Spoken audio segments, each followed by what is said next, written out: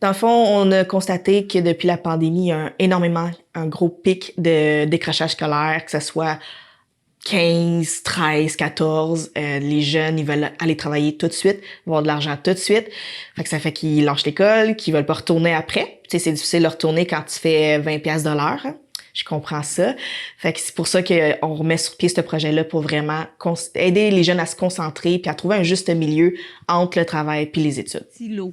Donc, nous, le but, c'est ne plus d'avoir de silo, mais de travailler en intersectorialité des partenaires. Donc, des gens des MRC, des gens des centres de services scolaires, des gens, nous, on avait des producteurs agricoles sur nos comités, on avait des gens de la gestion des matières résiduelles, on avait des élus, on avait des gens de la santé publique, des intervenantes, des gens qui travaillent dans les cuisines aussi. Donc, nous, c'était d'avoir l'expertise de tout le monde, parce qu'à chacun, on contribue aux réflexions collectives de développer un projet à fort impact social. C'était ça notre objectif. Donc Benado, c'est un organisme communautaire qui va avoir bientôt 40 ans.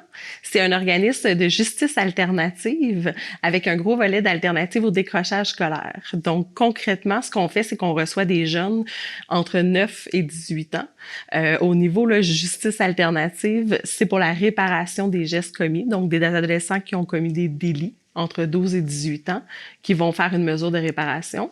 Et au volet alternative au décrochage scolaire, on a plusieurs programmes pour venir en aide aux jeunes pour qu'ils restent accrochés à l'école. Mon nom est Stéphane Spisac, je suis le directeur général de chez Moisson Sud-Ouest. Je suis en poste, en fait, je suis arrivé chez Moisson Sud-Ouest en 2018 comme directeur des opérations. Et puis, en 2020, j'ai été nommé, en pleine pandémie, j'ai été nommé comme directeur général.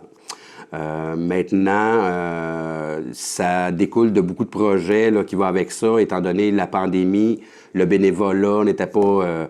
la plupart des bénévoles avaient 70 ans et plus, donc devaient aller s'isoler.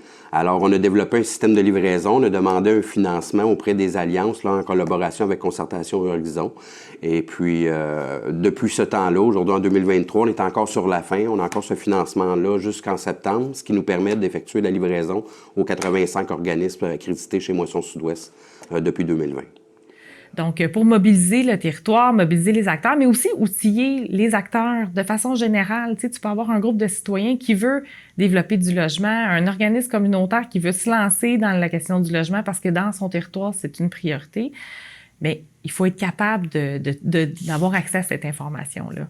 C'est un peu là qu'a commencé toute la suite du projet là, dont on parle aujourd'hui. Là.